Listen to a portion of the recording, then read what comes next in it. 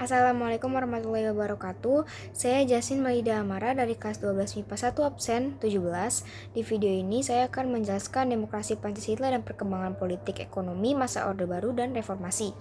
Yang pertama, demokrasi Pancasila masa Orde Baru tahun 1966 sampai 1998. Berlangsungnya pemerintahan Orde Baru di Indonesia diawali sejak terjadinya G30 SPKI yang menewaskan beberapa pimpinan tertinggi Angkatan Darat.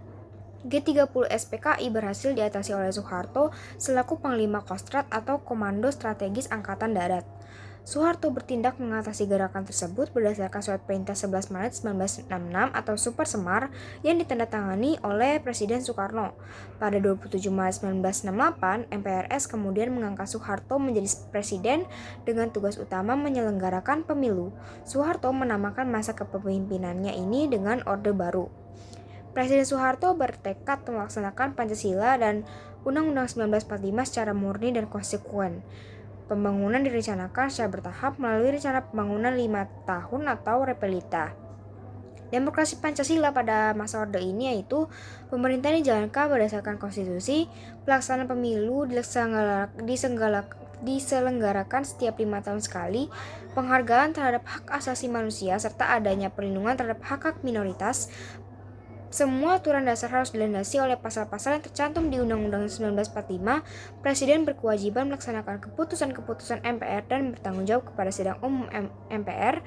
MPR membagi kedaulatan kepada lembaga negara selain Presiden DPR, antara lain itu ada Mahkamah Agung dan BPK.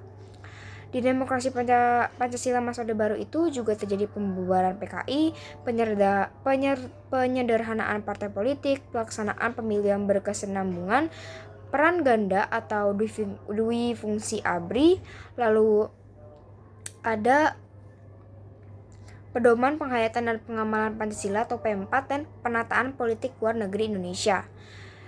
Dan di demokrasi Pancasila masa Orde Baru ini juga ada Repelita 1 dimulai pada tahun 1969, terus ada Repelita 2 dan 3 berlangsung pada 1974 sampai 1984, terus ada Repelita 4 dan 5 pada tahun 1984 sampai 1994.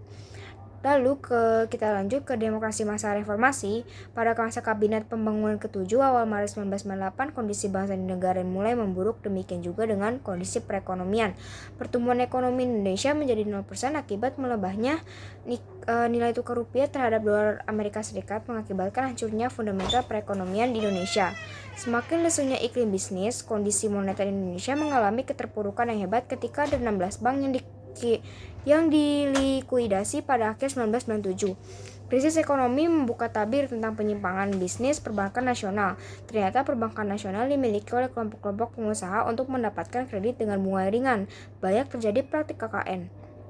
Krisis ekonomi saat ini menjadi sulit diatasi karena diikuti pula dengan krisis politik dan hukum sehingga melahirkan krisis kepercayaan. Pada 21 Mei 1998, Soeharto menyatakan diri berhenti dari jabatan kepresidenannya dan menyerahkan kursi presiden kepada wakil presiden yaitu B.J. Habibie. Di demokrasi masa reformasi ada beberapa agenda. Yang pertama, mengganti Presiden Soeharto sebagai Presiden RI, melakukan amandemen terhadap UUD 1945, menghapus dui fungsi ABRI, memberikan otonomi daerah yang seluas-luasnya, penegakan supremasi hukum, membentuk pemerintahan yang bersih dari KKN. Berikut ada langkah awal reformasi. Yang pertama, pemerintahan dijalankan berdasarkan konstitusi. Ketetapan MPR RI nomor 10 MPR 1998 tentang pokok-pokok reformasi. Ketetapan MPR RI nomor 11 MPR 1998 tentang penyelenggaraan negara yang bebas dari korupsi, kolusi, dan nepotisme. Ketetapan MPR RI nomor 13 tentang pembatasan masa jabatan presiden. Amandemen UUD 1945 dari 1 sampai 5 dan pelaksanaan pemilu. Yang terakhir ada ketetapan MPR RI nomor 7 MPR 1998 tentang pencabutan referendum. Sekian penjelasan dari saya. Wassalamualaikum warahmatullahi wabarakatuh.